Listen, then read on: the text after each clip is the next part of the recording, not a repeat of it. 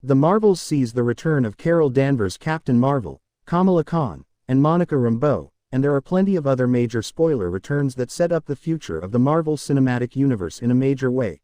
When it comes to major spoilers, Kevin Feige and company like to keep things under wraps as much as possible. The Marvels is no exception to that policy, though the film's trailers have already teased the new superhero suits. But the spoilers don't end there. The first spoiler in the movie came as a Valkyrie cameo.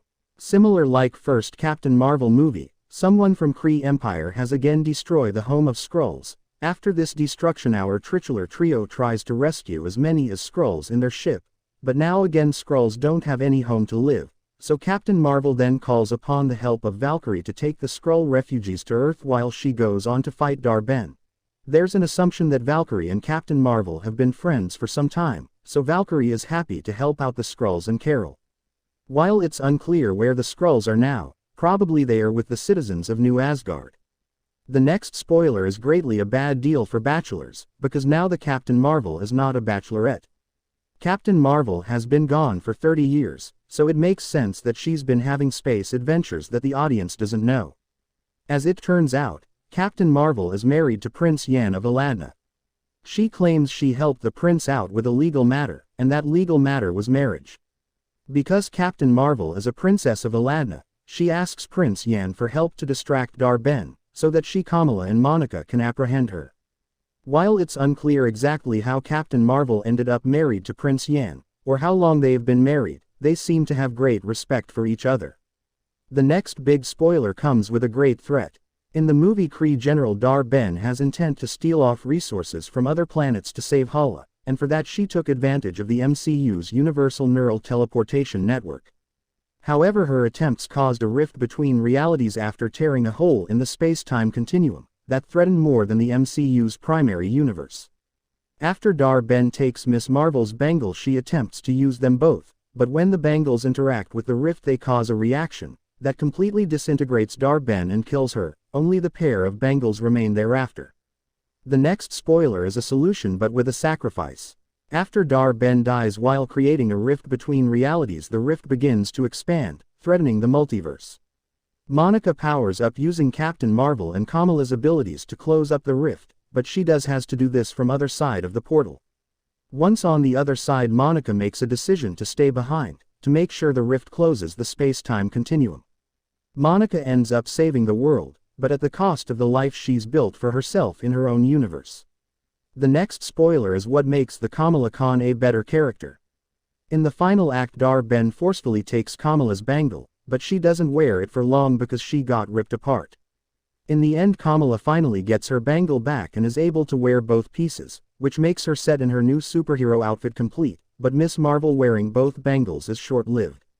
In the Marvel's final scene between her and Carol Danvers, the latter is seen wearing one of Kamala's bangles on her wrist. It's possible Kamala may have given the bangle to Captain Marvel as a gift, but the superhero may not choose to keep it permanently. It remains unclear whether Kamala will be wearing both bangles in the future of the MCU. The next two spoilers comes with a cameo and a reference and some future setup. In the movie, Miss Marvel enjoyed working with Monica and Captain Marvel so much that she came up with the idea for another superhero team. However, this one will made up of younger superhero recruits. The final scene in the Marvels sees Kamala finding Kate Bishop.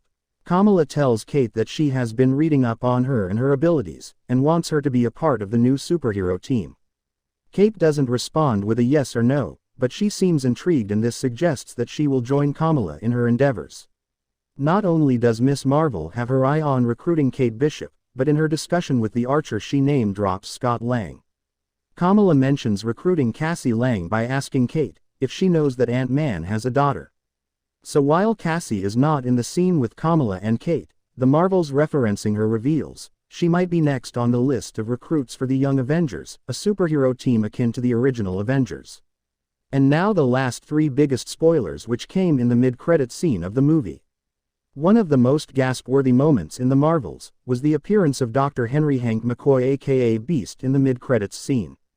Grammer's Beast was last seen in X-Men Days of Future Past and in X-Men The Last Stand. Beast appears in the Marvels as Monica Rambeau's doctor, examining her vitals after she was found following the rift's closing. Having such a recognizable X-Men character cameo in the Marvel's mid-credits scene is a big clue as to the direction the MCU is taking with the multiverse. As we have known, an alternate version of Professor Charles Xavier appeared in Doctor Strange in the Multiverse of Madness as a member of the Illuminati, but he died shortly after his introduction. However, Beast also mentions Professor X in the Marvel's mid-credits scene, indicating the X-Men leader is alive and well in this universe. Though Patrick Stewart doesn't reprise his role in the MCU film, the fact he is mentioned at all suggests this is a wholly different universe than the one from Doctor Strange in the Multiverse of Madness. In the mid-credit scene, when Monica wakes up in a new universe, her mother Maria Rambeau is by her side, but it's actually a doppelganger of Monica's beloved mother. This version of Maria Rambeau knows Beast, and presumably works alongside the X-Men. If we talk specifically, Maria is the multiverse superhero Binary. In the comics, Binary is Carol Danvers, a superhero who can harness energy and space, and works alongside the X-Men. In the Marvels, it seems Maria has taken over the role of Binary in another universe, and it explains her ties with the X-Men. Though Binary's name is never mentioned, Maria's superhero suit alludes to the moniker and its comics history. So guys, that's it. What do you think about these spoilers and when we are going to see them? Please tell me in comments. And if you guys like my explanation, please like this video, and want to see more of this, then don't forget to subscribe. Okay guys, thank you for watching. We will see you soon.